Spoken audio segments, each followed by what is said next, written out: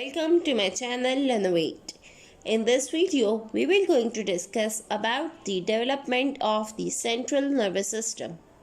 That includes the brain and the spinal cord. The development of the central nervous system starts at the third week of the intrauterine life. It starts from the neural plate and the neural grooves. When the neural grooves fuse together, they form a neural tube. Here in this diagram, you can see that this is a neural groove with the foldings called neural crest cells, and these are the neural folds. When these two neural folds oppose each other and fuses, there will be a formation of a neural tube.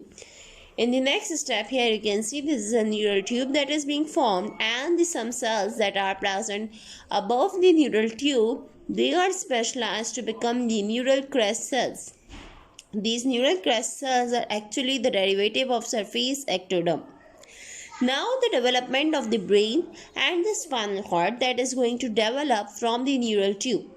The neural tube will going to form actually the spinal cord when it opposes the 4 to the 6 pairs of somite at the 22 day of the embryonic development. So this neural tube will differentiate into the spinal cord. While above to the 4th pair of somite, there will be a development of the brain vesicles. Now we will going to see how the development of brain starts. Now in this diagram, we can see this is the opening or at the caudal and cranial side. This is the rostral neurophore that closes at the 25th day, while the caudal neurophore is being closed at the 27th day of the embryonic development. And these are the presence of the somite that are lateral and parallel to the neural tube. In this session, we can also see that this is the going neural tube with the rostral neurophore and the caudal neurophore that are closed at the 27th day of the development. Now in this diagram, we can see that the development of the brain vesicles start at about 28th day. At 28th day, there is the presence of the 3 primary brain vesicles that are the forebrain, the midbrain and the hindbrain, also called as the 3 vesicles that are being developed, and there is a derivative from the forebrain into the telencephalon and the diencephalon. Then the midbrain is the mesencephalon, and this is the hindbrain that will going to divide by a pontine flexure into the metencephalon and the menincephalon. These the vesicles of the brain, they are developed cranial to the 4th pair of somite. And here you can see the optic cup is also developing. We will going to see and discuss each part of the brain separately. So starting from the development of the hindbrain. But before starting the development of hindbrain and the midbrain, we will going to see here in this diagram, we can see that these are the 3 vesicles that are the primary brain vesicles: forebrain, midbrain and the hindbrain. And this is the cranial cavity that is being developed, that is cranial to the 4th pair of somite. Now the development of the 3 primary vesicles into the 5 secondary vesicles start at the 5th week, when the forebrain divide into the telencephalon and the diencephalon. The telencephalon will going to form the cerebral hemisphere, and the cavity will be the lateral ventricle.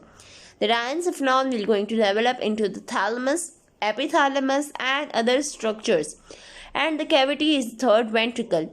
The mesencephalon will going to develop into the midbrain, and the cavity of midbrain is cerebral aqueduct that is connecting the 3rd with the 4th ventricle. The metencephalon is going to develop in their 2 structures, that is the pons and the cerebellum.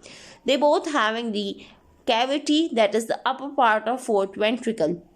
Now the last one that is being derived from the hindbrain is the myelencephalon, and this myelencephalon will going to develop into the medulla and having the cavity that is the lower part of the 4th ventricle that is being continuous with the central canal running in the spinal cord, because in this way the caudal part will going to develop into the spinal cord. So guys, this was the general instruction and introduction to the development of the brain, how this starts, what are the primary and what are the secondary vesicles of the brain that form at the 5th week. Now we are going to discuss each part of the brain separately, that is the hindbrain, midbrain and forebrain. So in this part of video, we will going to discuss about the development of the hindbrain. The hindbrain, that is actually a part of the rhombencephalon derived from the primary vesicle of the brain at the 5th week. So that hindbrain, that is a rhombencephalon, will going to divide into two parts, that is the myelencephalon and the metencephalon. That we have discussed previously. The myelencephalon will going to develop into the medulla, while the metencephalon will going to develop into the pons and the cerebellum. So now we are going to see how the myelencephalon will differentiate into the medulla. Now here you can see this is the somewhat of fractures that are dividing the forebrain, midbrain and hindbrain cavity. So this fracture, that is a cervical fracture, will going to differentiate the hindbrain from the spinal cord. And now in between the hindbrain, the two parts, there is a myelencephalon and the metencephalon, are being differentiated by a pontine fracture. Now, the myelencephalon, that is the inferior most part of the hindbrain, will going to develop into the medulla. Here you can see this is shown the cavity of the medulla and the cut section that is taken from the medulla oblongata. In the anterior part or the ventral part, where there are the basal plates or the area of the ventral region, it will going to differentiate into the pyramids. What are pyramids? They are the nerve fibers or the tracts of the corticospinal fibers. So they are actually located on the ventral side of the medulla. Now here you can see this is a central canal. This central canal having the connection with the fourth ventricle. Posteriorly we can see two nuclei that are developed from the alar plate or the dorsal plate, you can say. So the alar plate will going to develop into the two medial gracile nuclei and two lateral cuneate nuclei, in which the nucleus gracilis and the nucleus cuneatus are present. Now here in the next section we can see that there is a formation of this fourth ventricle with the choroid plexus in the roof of fourth ventricle, and this medial plates, that are the basal plates, turns medially and the alar plates turn laterally. So the medial part that is developed from the basal plates having some nuclei that are from medial to lateral arranged, and there are some specific, special, visceral, afferent, efferent and somatic. While the alar plate that is present laterally will going to develop into the general somatic, efferent and the majorly the afferent nuclei present in the alar plate, and the efferent ones, that are the motor nuclei, present in the basal plates. One more important thing here is that we can see this olivary nuclei. This olivary nuclei is a derivative of alar plate. So this is an important point to remember in the medulla, that inferior olivary nuclei is the derivative of alar plate.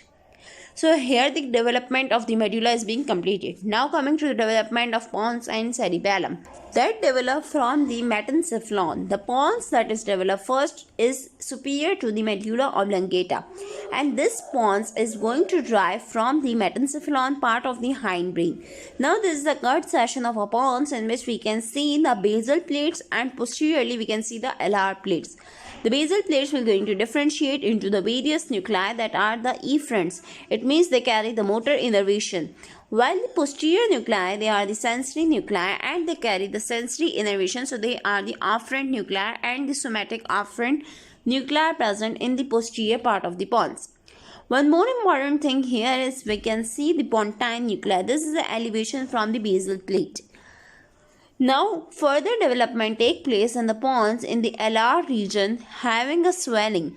This swelling appearance is called as the cerebellar swelling, and this cerebellar swelling is the primordium of the cerebellum. So you can say that cerebellum is being derived from the pons, and from the alar plates of pons the primordium of cerebellum will going to initiate. Now this cerebellum, when it enlarges and emerges over the lateral surface and posterior to the pons, what happens, this will differentiate, and here you can see that there will be differentiating lobes of the cerebellum and the dual formation of the cerebellum take place. And now this is the whole cerebellum that is being developed at the posterior side of the pons and forming the roof of the fourth ventricle. This is the fourth ventricle, that is a cavity of the pons and the cerebellum. Now this cerebellum is being differentiated into three parts by evolutionary development. The fluknodular lobe that is being related with the vestibular apparatus is derived from the archy cerebellum. The posterior lobe that is being related with the control and coordination is being started from the neocerebellum, is being derived from the neocerebellum. And the last one, there is the anterior lobe that is connected with the muscle tone, is derived from the paleocerebellum. So the archicerebellum, the neocerebellum and the paleocerebellum, these three are the different lobes and the evolutionary relationship of the cerebellum. So guys, this was all about the development of hindbrain. Now we're going to discuss the development of midbrain and the forebrain.